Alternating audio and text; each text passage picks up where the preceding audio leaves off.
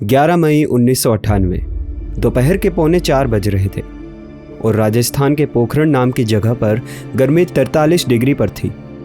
लेकिन असली तपिश जमीन के ऊपर नहीं, जमीन के नीचे थी। अचानक वहाँ की रेतीली जमीन एक पहाड़ की तरह ऊपर उठी और फिर नीचे धंस गई। एक जोरदार धमाका हुआ जिसने न सिर्फ पोखरण की मिट्टी को बल्कि पूरी दुनिया के जियोपॉलिटिक्स को हिला कर रख दिया था। Just last week, India conducted a series of nuclear explosive tests. हजारों मील दूर बैठी अमेरिका की इंटेलिजेंस एजेंसी CIA, दुनिया की सबसे एडवांस्ड इंटेलिजेंस एजेंसी, उनको भी इस बात की भनक तक नहीं लगी थी। उनके $1 मिलियन के स्पाई सैटेलाइट्स सोते रह गए।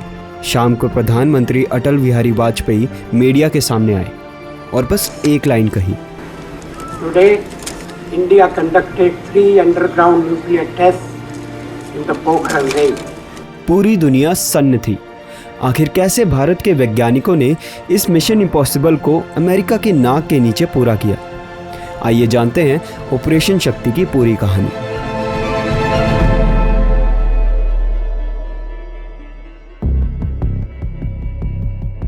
दोस्तों, भारत ने अपना पहला परमाणु परीक्षण द स्माइलिंग बुद्धा 1974 में ही कर लिया था, लेकिन यह सिर्फ एक टेक्नोलॉजी डेमोन्स्ट्रेटर था।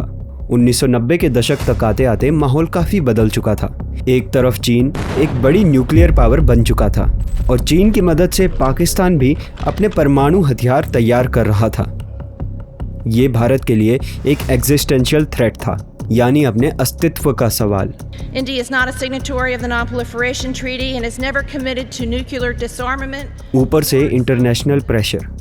दुनिया की महाशक्तियां भारत को CTBT यानी कि comprehensive test ban treaty sign कराने का दबाव बना रही थी, जिसे अगर भारत ने साइन कर दिया होता तो भारत कभी भी अपना डिफेंस टेस्ट ही नहीं कर पाता। भारत ने इसे न्यूक्लियर अपार्थीड कहा।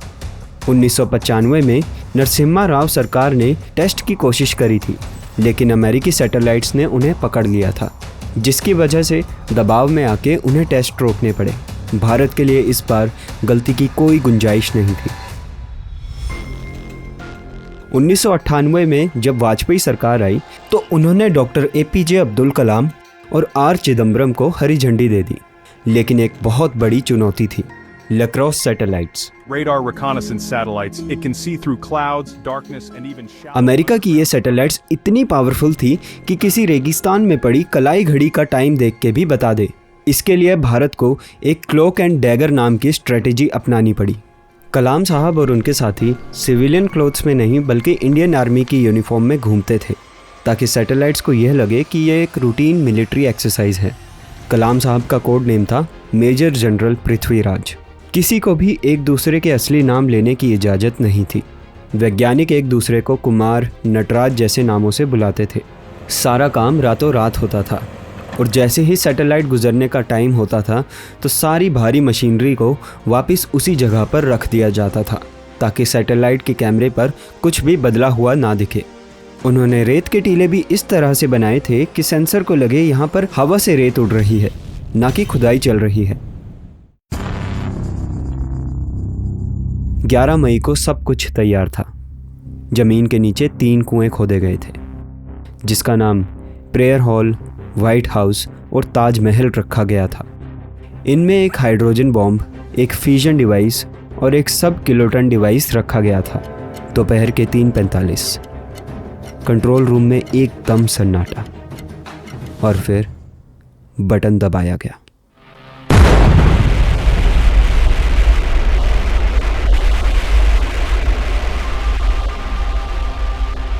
धरती कांप उठी। भारत अब एक ऑफिशियल न्यूक्लियर वेपन स्टेट बन चुका था।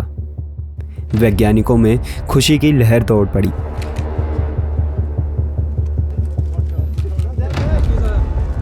इसके 2 दिन बाद ही 13 मई को 2 और टेस्ट किए गए। जब दुनिया को पता चला तो हड़कंप मच गया था। CIA के हेडक्वार्टर्स में मीटिंगों का दौर शुरू हुआ। अमेरिका के सीनेट ने इसे देश की सबसे बड़ी इंटेलिजेंस फेलियर करार दिया। Absolutely astonished that the Indian government was able to catch the U.S. intelligence capability so sound asleep at the switch. India's action threatens the stability of Asia and challenges the firm international consensus. Bharat ने न सिर्फ बम बनाया था बल्कि दुनिया की सबसे बड़ी इंटेलिजेंस एजेंसी को भी चकमा दिया था।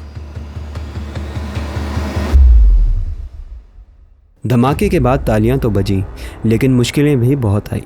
अमेरिका ने भारत पर कड़े इकोनॉमिक सैंक्शंस लगाए और जापान सहित कई यूरोपीय देशों ने भी मदद रोक दी। भारत को मार्केट से अलग थलग करने की कोशिश करी गई, लेकिन भारत तैयार था। हमारी इकोनॉमी और देश की जनता ने इन प्रतिबंधों का सामना किया। कई तरह की विदेशी ताकतें जो अभी कह रही हैं कि ऐसा मतलब ये अच्छा नहीं किया या हम ग्रांट बंद कर देंगे या नहीं देंगे, तो उससे घबराना नहीं चाहिए। ये जो हुआ है बहुत अच्छा हुआ है। वर्ल्ड को दिखाना बहुत जरूरी था और इंडिया कितना पावरफुल है एक दफे दिखाना जरूरी था। और कुछ ही समय में दुनिया को समझ आ गया कि भारत को इग्नोर करना मुमकिन नहीं है। 2008 आते आते अमेरिका ने खुद भारत के साथ सिविल न्यूक्लियर डील साइन करी। यह भारत के लिए सबसे बड़ी डिप्लोमेटिक जीत थी। अपने कार्यकाल में कभी हमने अंतर्राष्ट्रीय दबाव में आकर कोई फैसला नहीं किया, न हम आगे करेंगे। बिना किसी की परमिशन से भारत ने अपना हक खुद छीन लिया था। पोखरण 2 भारत के लिए सिर्फ बमों का टेस्ट नहीं था, यह भारत के लिए स्ट्रेटेजिक ऑटोनॉमी और सेल्फ रिस्पेक्ट का भी टेस्ट था। इसने दुनिया को बता दिया कि भारत अपनी सुरक्षा के लिए किसी और पर निर्भर नहीं है। लेकिन परीक्षण के साथ हमने ये भी ऐलान किया कि हम परमाणु हथियारों का प्रयोग करने में पहल नहीं करेंगे। आज भारत की पॉलिसी है नो फर्स्ट यूज, यानी हम कभी भी पहले हमला नहीं करेंगे। अगर हमें किसी ने छेड़ने की कोशिश करी तो हम उसे छोड़ेंगे भी नहीं। कलाम साहब और उन गुमनाम वैज्ञानिकों को हमारा सलाम, जिन्होंने रेगिस्तान की धूल में भारत का सुनहरा भविष्य लिखा।